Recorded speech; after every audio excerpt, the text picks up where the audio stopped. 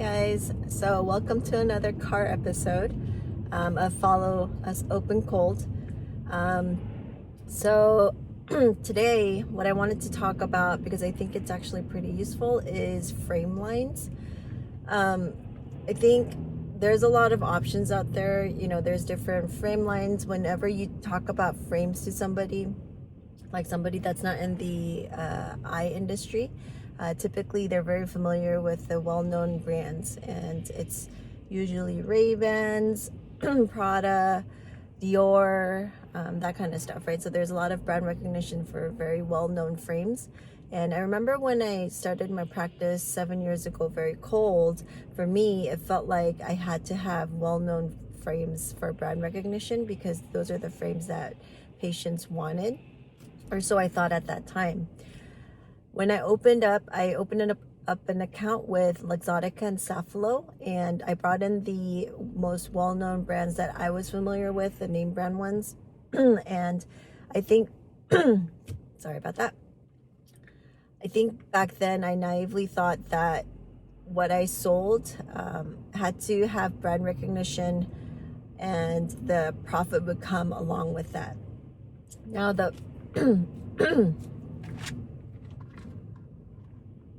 Now basically what happened over time was I realized that we actually don't need the brand recognition, because, so for example, let me give you a concrete example. When we first opened, we brought in the Ray-Ban frames, and obviously they sold because they knew they were very well known in the patient's eyes, and you know, they have friends and there's a lot of advertising that goes into it, so they're very well informed about the brand. But I remember when I did my first sale with the Ray-Ban glasses, and I figured out, because back then I didn't really know my reimbursement rate with insurance. A lot of it I felt like I had to figure out after the fact.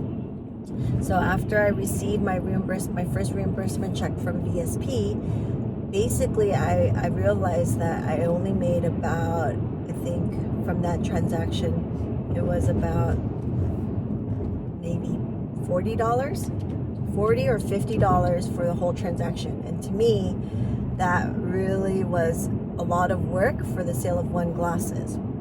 And I remember I asked around with other optometrists to see if this was normal, and this was normal. And you know, like, I think most optometrists, if they had the choice and they didn't have any consequences, they probably wouldn't carry all these well-known brands, because there's no profit to be made in it. It's very minimal. It's almost not worth the effort to sell those frames.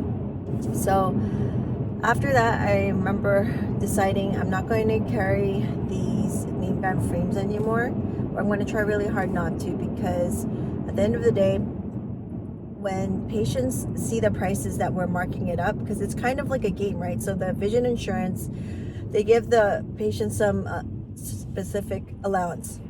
Let's say they say, let's do an example. So patient walks in your door, has VSP. They have about $120 to spend, 20% off any overage for the frames. Let's say they have really good coverage, and anti-reflective coating, polycarbonate, those are both covered by their insurance, covered. They just have to pay the copay. So I don't know exactly the number, but let's just kind of round up and say lenses copay is about $100, and then for the anti-reflective coating, it's like another, the anti-reflective coating is $100, and let's say the polycarbonate is about $30. Okay, so out of pocket, the patient is paying $130 for the lenses itself. And keep in mind, this is like premium lens, right? Like, not everybody's going to get the premium anti-reflective coating, and most of the patients may get the polycarbonate, but again, that's kind of like a premium, like an upgrade. Now, let's say that you marked up the Ray-Ban by the industry standard by, let's say, 2.5 times. The range is usually 2.5 up to 3. Some people go more than that, but let's say conservatively, even if it's like really high, so let's say it's 3 times the markup, right? So let's say Ray-Bans were, just to keep the math very simple, let's say Ray-Bans were $80. You marked it up 3 times, that's $240. And then from there, let's do some subtraction. So the patient gets $120 off right away. So that's $120. And then 20% off of $120 is, my math is not working right now. 120, 8. So let's say it's $96 out of pocket, okay? Now the patient's paying $96 plus the $130 that we talked about for the copay of the lenses. So let's just round up to the 96 to 100. So we're looking at $230 out of pocket for the patient. They're getting a Ray-Ban frame and lenses, polycarbonate, and anti-reflective coating. That sounds like a lot, right? When you receive the $230. Now, this is where it gets really depressing. So, so you take out the okay, so there's 2 ways that you can go about this. One way is it goes straight to the VSP lab and they actually do a chargeback. So you get charged a certain amount for the VSP lab to finish their lenses for you. I don't know exactly the amount, but let's say they take majority of it, which is usually the case. So they'll charge I don't know. I don't know the numbers off the top of my head, but let's say out of the 130, they charged you 100, just to keep it simple. So you made about $30 off of the lenses, and then for the frames, assuming that the patient is buying these Ray-Ban frames off of you to begin with, because what tends to happen is nowadays everyone has their smartphones, and basically they look up the prices and see where they can, if there's cheaper prices out there, because all the consumers are very smart now. So they'll do price comparisons. A lot of times they'll see the price and ask why we're marking it up so much when they can get it from like a Sunglass Hut or Lens Crafters for cheaper. So let's assume we still captured it. They're willing to pay a little bit more. Don't forget that you already paid $80 for the frame. So essentially you're making about $20 off the frame and $30 off the lenses. So it's about $50. Again, math is not 100% accurate, but I'm just kind of giving you a very estimated example. This is not actual numbers. So what you thought was a really great profit at the beginning ends up being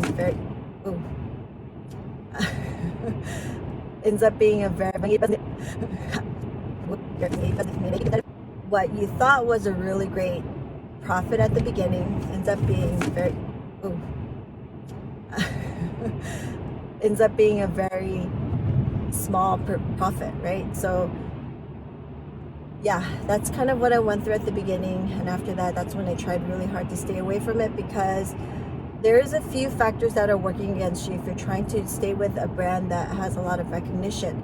The companies themselves, they can control how much you make, and typically they try to charge as much as they can for the wholesale price, and calculating it kind of backwards where they take into account how much you would get reimbursed from VSP. So trying to minimize, they're trying to maximize their profits, and making sure that you're okay with it, like it's still kind of worth it for you to sell those glasses. But when you start thinking about the time that it takes to help this patient to buy the glasses, and the optician and the order check-in, making sure that we have it in inventory, if you start calculating all that out, that $50 profit actually gets smaller, because now you have to pay for the optician's time, and the optical tech who's checking in the jobs, contacting the patient, if you guys use a software or if it's a person, like everything eats up. And when you guys get down to the actual profit, it's actually really minimal. It's almost, because you also have to factor into account the rent. Not only that, when you're taking into account the credit card transaction, there's a percentage that the credit card processor takes. So it looks very slim and very small at the end of the day. So that's one bad part about using a well-known brand. The other bad part is typically these big companies, they basically have control of everything, and you know, they're not trying to sell their glasses just for private practice owners, right? They're trying to diversify their clients so that they can maximize, again, how many number of glasses that they sell. So you actually will see these brands in different areas, like in lens crafters, sunglass huts, online even. So yeah, so the profit margin is really small at this point. And the other part is that all these big brand names, they're usually found in different stores and different platforms. So there's usually mortar and brick that also has the same glasses that you're selling, most likely a larger selection, and also probably at a smaller price because they're able to buy it in bulk and they usually get more of a discount. So they have a wider profit margin. Not only that, you can also find a lot of these frames easily online nowadays. And online, because they don't have the overhead of a brick and mortar, they're able to sell stuff for a higher profit margin, and they can basically lower the amount that they're selling it for. So there's two reasons why I feel like it's really not at our advantage to go with these big brand names, because ultimately you're just kind of promoting this other frame name and you're not getting as much profit. And I think it's actually a myth that patients are coming in asking for frames. Well, let me backtrack a little bit because I feel like there's a lesson that I learned early on, and I think that's very helpful. The patients may come in wanting a specific brand name, but what they don't realize is that there is actually a lot of options out there. We actually phased out Ray-Ban probably within the first year. And eventually what happened was we brought in a similar frame line that kind of satisfied that need that patients were looking for. So it's that plastic kind of clunky Wayfarer style, that kind of stuff. And what I decided to do was to bring in a frame that had very similar styles, very similar price point, but it wasn't as well known and you couldn't research it as easily online. And even I wasn't able to finish the thoughts that I had about frame lines, and so I'm gonna continue on that topic. I think I left off about the cons of carrying a well-known brand name and the fact that it basically is very small profit margin. Not only that, you have a lot of competition. Patients can find usually the cheaper frames quickly online. And so to me, over time, it didn't really make sense to continue carrying those brand names. And so since then, what I've been trying to do is find kind of a substitute for those frames. So something similar in terms of style, quality, and price point, and just make sure that it was a lesser known frame line and it wasn't easily found online and they weren't being sold, you know, to a whole bunch of other vendors where they had control over pricing. And typically the reason why online vendors can be selling glasses for a cheaper price is because they don't typically have the overhead of a brick and mortar store that they have to account for. And so whenever we go head to head with those kinds of shops, we really can't compete because they don't have the overhead that we have. So that's pretty much why I decided to go with frame lines that were harder to find. You can almost call them like independent frame lines, meaning they're not as well known, they're kind of more underground, and it does take a lot of work. I understand that. It's a lot more educating patients, kind of teaching them about where the frame lines come from and why it costs. Sometimes it costs more, and you have to really educate them on the quality and where it's made, that kind of stuff. And so it is more burden on the optometrist slash the owner side, like the opticians.